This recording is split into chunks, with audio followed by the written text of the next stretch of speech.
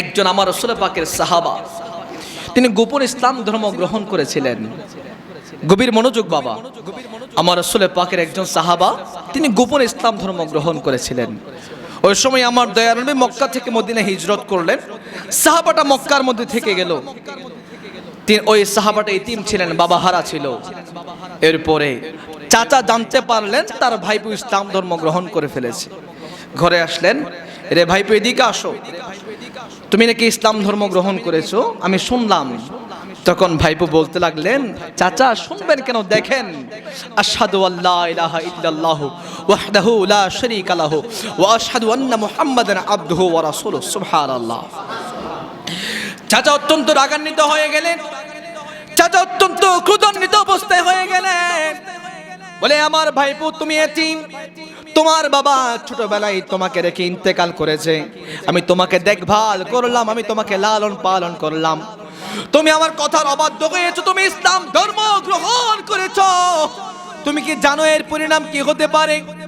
তখন আমার রাসূলের ওই সাহাবা, যার নাম ছিল আব্দুল্লাহ, ওই আমার রাসূলের সাহাবা আব্দুল্লাহ বলতে লাগলেন, ইয়া ওগো আমার চাচা যান, শোনেন, আমি ইসলাম ধর্ম গ্রহণ করার জন্য যদি আমার উপর পৃথিবীর শ্রেষ্ঠ বিপদও আসে, আমি ইসলাম ও ধর্ম গ্রহণ করার জন্য যদি আমার উপর পৃথিবীর শ্রেষ্ঠ শাস্তিও আসে, তাহলেও আমি ইসলাম থেকে বিন্দুমাত্র পিছপা হব না।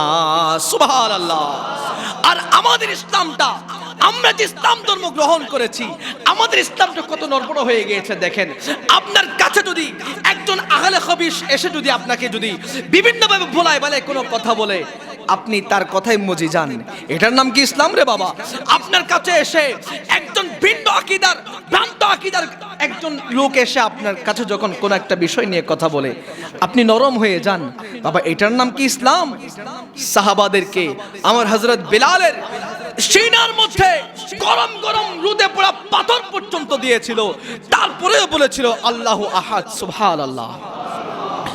আমার হযরত বেলালকে কত শাস্তি দিয়েছে জানেন? যেই মরুভূমির বালি দিয়ে হাঁটা পর্যন্ত যাইতো না, ওই মরুভূমির বালিতে আমার বিলালকে ওই কাফের মুশরিকরা সেখানে আমার বিলালকে শায়িত রেখেছিল। বলে, রে বেলাল শোনো, তুমি শোনো, যতক্ষণ পর্যন্ত না ইসলাম থেকে সরে না আসবা, ততক্ষণ পর্যন্ত তোমার শাস্তি চলমান থাকবে। আমার হযরত বিলাল বলতে লাগলেন, তুমি যদি আমাকে যদি পৃথিবীর শ্রেষ্ঠ শাস্তিও দাও, তারপরেও আমি ইসলাম থেকে পিছপা হব না। সুবহানাল্লাহ। তাদের ইসলাম আর আমাদের ইসলাম, একটু চিন্তা করেন না। তারাও মুসলমান ছিলেন, আমরাও মুসলমান আছি, আমাদের ঈমানটা নড়বড় হয়ে গিয়েছে। বাবারা, সময় এসেছে ঈমানটাকে মজবুত করার, কথা বলেন ঠিক কিনা? আজকে ঈমানটা যদি আপনারা যদি রক্ষা করতে না পারেন, আপনাদের মূলটা যদি আপনারা বুঝতে না পারেন, আমি মনে করি আগামী 10 বছরের মধ্যে, আগামী 10 বছর আপনি টুপি দিয়ে ঘর থেকে বের হতে পারবেন না। আগামী 10 বছরে আপনি ইসলামী লেবাস পরে ঘর থেকে বের হতে পারবেন না। আপনাকে বিভিন্নভাবে হেনস্থা করা হবে। তখন আর ইসলাম ধর্ম রাষ্ট্রের প্রধান ধর্ম থাকবে না। আমাদের সোচ্চার হতে হবে, কথা বলেন ঠিক কিনা? মেম্বার থেকে আওয়াজ দিচ্ছে আপনারা শোনার জন্য। পৃথিবী এক জায়গায় যাবে, কিন্তু ইসলাম ধর্মের উপর আঘাত আসা কোন মুসলমান সহ্য করতে পারবে না। আল্লাহ আমাদের সবাইকে বোঝার তৌফিক দান করুক, আমিন। তো বলতে চেয়েছিলাম ওই সাহাবা, এরপরে ওই সাহাবা আব্দুল্লাহর চাচা বলতে লাগলেন, ওগো আমার ভাইপো শোনো শোনো, তুমি যদি ইসলাম ধর্মের উপর যদি তুমি অটল থাকো, আমি তোমার সব সম্পত্তি কেড়ে নিব। তখন ওই সাহাবা বলতে লাগলেন, ওগো আমার চাচা যান, শোনেন শোনেন, আপনার কাছে আবার সেই সম্পত্তি কেড়ে নিতে হবে না, স্বেচ্ছায় দিয়ে দিলাম। সুবহানাল্লাহ। ওগো আমার ভাইপো, তুমি যে পরনে কাপড়টা আছে, এই কাপড়টাও আমার খুলে দাও। ওই সাহাবী পরনে কাপড়টাও খুলে দিলেন, পরনের মধ্যে কিচ্ছু নাই। এরপর ওই সাহাবীর চাচা বলতে লাগলেন, রে ভাইপো শোনো শোনো, তোমার পরনে যে লুঙ্গিটাও আছে এটাও আমার, এটাও দিয়ে দাও। ওই সাহাবার পরনে লুঙ্গিটাও পর্যন্ত নিয়ে নিলেন, সাহাবাও লুঙ্গ হয়ে গেলেন। মায়ের কাছে গেলেন, ওগো মা, আমাকে বিদায় দেন। বিদায় দেওয়ার সময় এসেছে, আপনি আমার দিকে তাকাবেন না।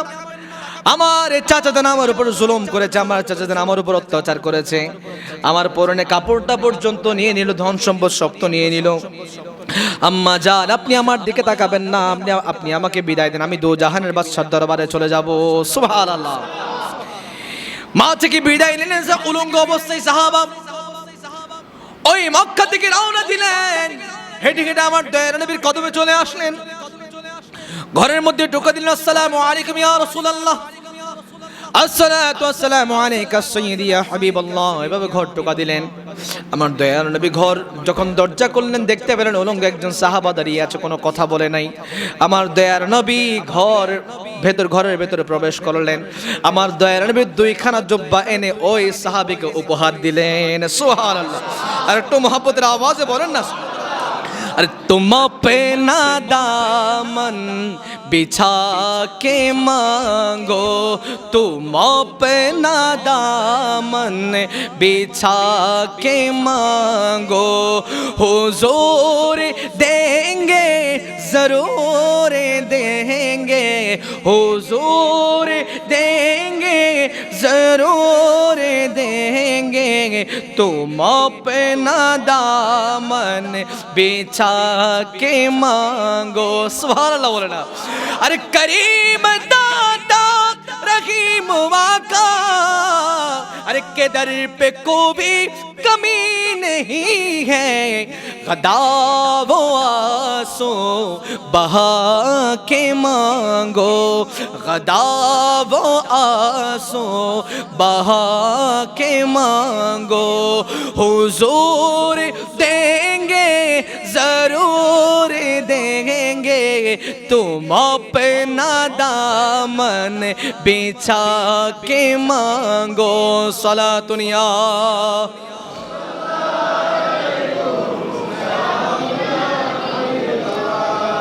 সাহাবার বিশ্বাস ছিল পরনে কাপড় নাই, দয়ার নবীর কদমে যদি চলে যায় তাহলে কাপড়ের অভাব থাকবে না। সুবহানাল্লাহ। এটা সাহাবার ঈমান ছিল, সেই জন্য মক্কা থেকে উলঙ্গ অবস্থায় রওনা দিয়েছেন। দয়ার নবীর কদমে আসতে দেরি, জামা কাপড় কত মূল্যবান, দয়ার নবীর পরনে কাপড় উপহার পেতে দেরি হয় নাই। সুবহানাল্লাহ। ওই সাহাবী খুশি হয়ে গেলেন। এরপরে আমার দয়ার নবীর দেওয়া সেই জুব্বা মুবারক পরিধান করলেন। এরপরে আমার দয়ার নবী জিজ্ঞাসা করলো, আমার সাহাবা আব্দুল্লাহ, তোমার এই অবস্থা কেন, তোমার এই হালত কেন? তখন ওই সাহাবী তো চোখের পানি ছেড়ে দিলেন, ইয়া রাসূলুল্লাহ, ইয়া হাবিবাল্লাহ, আমি গোপনে ইসলাম ও ধর্ম গ্রহণ করেছিলাম। আমার চাচাজান যখন জানতে লাগলেন, আমার চাচাজান যখন জানতে পারলেন, আমার পরনে সব কাপড় ছুঁড়ে নিলেন, আমার ধন সম্পত্তি সব কেড়ে নিলেন ইয়া রাসূলুল্লাহ। সেই জন্য আমি উলঙ্গ অবস্থায় ছিলাম, আমার কাছে ধন সম্পদ ছিল না, আমার কাছে টাকা পয়সা ছিল না, নতুন জামা নিব ইয়া রাসূলুল্লাহ। সেই জন্য আপনার কদমের মধ্যে চলে আসলাম। সাথে সাথে আমার দয়ার নবী দুহাত তুলে দিলেন, চোখের পানি ছেড়ে দিলেন। ওই সাহাবী বলতেলেন, ইয়া রাসূলুল্লাহ, আমার জন্য একটু দোয়া করুন, আমি যেন ইসলামের জন্য জান দিই, আমি যেন ইসলামের জন্য শহীদ হয়ে যাই। সুবহানাল্লাহ। দেখেন তাদের শহীদি চেতনা, তাদের শহীদি তৃষ্ণা তাদের কিভাবে ছিল। ইয়া রাসূলুল্লাহ, একটু দোয়া করেন, আমি আব্দুল্লাহর জানটা যেন ইসলামের পথে কুরবান হয়ে যায়। সুবহানাল্লাহ। আমার দয়ার নবী দুহাত তুলে দিলেন, আল্লাহর দরবারে ফরিয়াদ করতে লাগলেন, ওগো আমার বাড়িতে আলো, ওগো আমার সৃষ্টিকর্তা, আমার এই সাহাবী আব্দুল্লাহর জানটা আপনি কাফের মুশরিক থেকে হেফাজত রাখুন। সুবহানাল্লাহ। সাহাবী বলতেন, ইয়া রাসূলুল্লাহ, দোয়া করতে বলেছি, আমার জানটা যেন ওই ইসলাম ধর্ম প্রচার করতে করতে ইসলামের জন্য যেন শহীদ হয়ে যায়, ইসলামের জন্য যেন জান দিতে পারি। ইয়া রাসূলুল্লাহ, আপনি দোয়া করলেন উল্টা। তখন আমার দয়াল নবী বলতে লাগলেন, আমার সাহাবা, তোমার অন্তরে ছিল তুমি শহীদ হবা, তোমার অন্তরে ছিল তোমার নামটা শহীদদের কাতারে থাকবে, আল্লাহ কবুল করে নিয়েছেন। সুবহানাল্লাহ। তোমার এই জানটা অন্য কোন সাহাবীদের মতো নয়, তোমার জানটা অত্যন্ত মূল্যবান জান, তুমি অত্যন্ত মূল্যবান একজন সাহাবী আমি রাসূলের কাছে, তোমার জানটা কোন কাফের মুশরিকদের হাতে দিতে আমি দেব না। সুবহানাল্লাহ। এরপর ওই সাহাবী আমার দয়ার নবীর সাথে থাকতেন। এক সময়ে একটা যুদ্ধের মধ্যে আমার দয়ার নবীর সাথে গেলেন, যাওয়ার পরে যুদ্ধ শুরু হলো। এরপরে ওই সাহাবী আমার দয়ার নবীর সাথে আছেন, যুদ্ধ শেষ হলো, ইসলাম বিজয় দান করলেন। পরে যুদ্ধ থেকে ফেরার পথে ওই সাহাবী পথের মধ্যে অসুস্থ হয়ে গেলেন। আমার দয়ার নবীর কাছে সাহাবায়ে কেরামরা সবাই নিউজ নিয়ে আসলেন, ইয়া রাসূলুল্লাহ, আপনার প্রিয় সাহাবী আব্দুল্লাহ অসুস্থ হয়ে গেলেন। আমরা আসার পথিমধ্যে মাঝ পথে আপনার সাহাবী অসুস্থ হয়ে গেলেন। আমার দয়ার নবী বলে, ওগো আমার সাহাবারা, তোমরা যেভাবে ইসলাম ধর্ম গ্রহণ করেছো, আমার এই সাহাবী ওইভাবে নয়, অত্যন্ত কষ্ট করেছে ইসলামের জন্য। আমার ওই সাহাবীর তোমরা সবচেয়ে বেশি যত্ন নিবা। সাহাবায়ে কেরামরা সুন্দরভাবে যত্ন নিচ্ছেন। 3 দিন পরে আমার দয়ার নবীর কাছে নিউজ আসলো, ওই সাহাবী দুনিয়া থেকে বিদায় নিয়েছেন। পড়েন ইন্না লিল্লাহি ওয়া ইন্না ইলাইহি রাজিউন।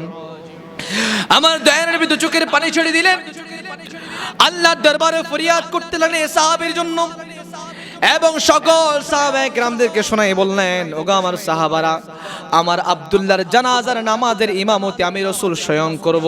সুবহানাল্লাহ। দেখেন না বাবা, যার জানাজার মধ্যে দয়ার নবী নিজেই ইমাম হয়ে যাচ্ছে, তার মর্যাদা কতটুকু হতে পারে। সুবহানাল্লাহ। কেন হয়েছে বাবা? নিজের জানটা ইসলামের জন্য কুরবান করে দিয়েছে, ইসলাম ধর্ম গ্রহণ করেছে। ইসলাম ধর্ম গ্রহণ করার কারণে তার উপর অনেক অত্যাচার উঠেছে, অনেক নির্যাতন হয়েছে, নিজের উপর অত্যাচার হয়েছে, এরপর ইসলাম ছাড়ে নাই। যার কারণে আল্লাহ পাক রব্বুল আলামিন স্পেশাল রহমত তাকে দান করেছেন, তার জানাজার ইমামতি আমার স্বয়ং রাসূলুল্লাহ করেছেন। সুবহানাল্লাহ। এরপরে আমার দয়ার নবী জানাজার নামাজ সম্পন্ন করলেন। সাহাবায়ে কিরামদেরকে ডেকে বলল, আমার সাহাবারা, আমার এই সাহাবীর কবর তোমরা কোথায় খনন করলা?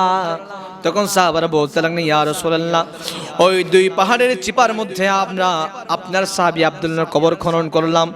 আমার দয়ার নবী সেখানের মধ্যে গেলেন এবং বললেন, সাহাবারা, আমার এই সাহাবীর কবরের মধ্যে স্বয়ং আমি নিজে নামবো। সুবহানাল্লাহ বলেন। আমার এই সাহাবীর কবরের মধ্যে আমি স্বয়ং নিজে নামবো।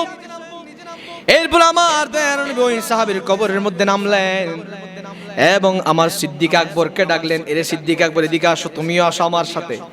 আমার ফারুক আজমকেও ডাকলেন, এরে আমার ফারুক আজম ওমর এদিকে আসো, তুমিও আসো আমার সাথে। এবার পৃথিবীর শ্রেষ্ঠ 3 জন মানুষ, আমার দয়ার নবী যিনি হচ্ছেন নবিকুল সম্রাট, আর 2 জন সাহাবী সিদ্দিক আকবর ফারুক আজম, যাদের সাথে কোনো সাহাবীর তুলনা হয় না, এমন সাহাবী। তেনারা ওই সাহাবীর কবরের মধ্যে আছেন, মাটি দিচ্ছেন। এদিকে এক সাহাবী হু হু করে কান্না করছেন। কে কান্না করছে? কেন কে কান্না করছে? দেখতে পেলেন আমার দয়ার নবীর একজন সাহাবী, যিনি সেখানের মধ্যে আমার দয়ার নবীর একজন সাহাবী, নাম হচ্ছে সাদ বিন আবি ওয়াক্কাস। সুবহানাল্লাহ বলেন। সাদ বিন আবি ওয়াক্কাস কান্না করতে লাগলেন। আমার দয়ার নবী জিজ্ঞেস করেন, কিরে কান্না করো কেন? ইয়া রাসূলুল্লাহ, কত সুন্দর মুহূর্ত, এই সাহাবী আব্দুল্লাহর জায়গায় যদি আমি সাদ বিন আবি ওয়াক্কাস হতাম, কত আনন্দ কোন মুহূর্ত ছিল, কত খুশ নসিব তার। ইয়া রাসূলুল্লাহ, এই জায়গার মধ্যে যদি আমি থাকতাম, দয়ার নবী যিনি 2 জাহানের বাদশা, নবিকুল সম্রাট, তিনি আছেন আমার কবরের মধ্যে। আবার ফারুক আজম, সিদ্দিক আকবর, যেনারা আমার রাসূলের সবচেয়ে প্রিয় সাহাবী, তারাও আছেন আমার কবরের মধ্যে থাকতো যদি, কত সুন্দর মুহূর্ত ছিল। আয় সুবহানাল্লাহ বলেন বাবা, কত সুন্দর মুহূর্ত ছিল। এটা হয়েছে একমাত্র শুধুমাত্র আমার রাসূলকে ভালোবেসেছেন, ইসলামের জন্য নিজের জানটা কুরবান দেওয়ার জন্য 2 বার চিন্তা করে নাই, যার কারণে তাদের মওতটা হয়েছে এত সম্মানজনক। সুবহানাল্লাহ বলেন।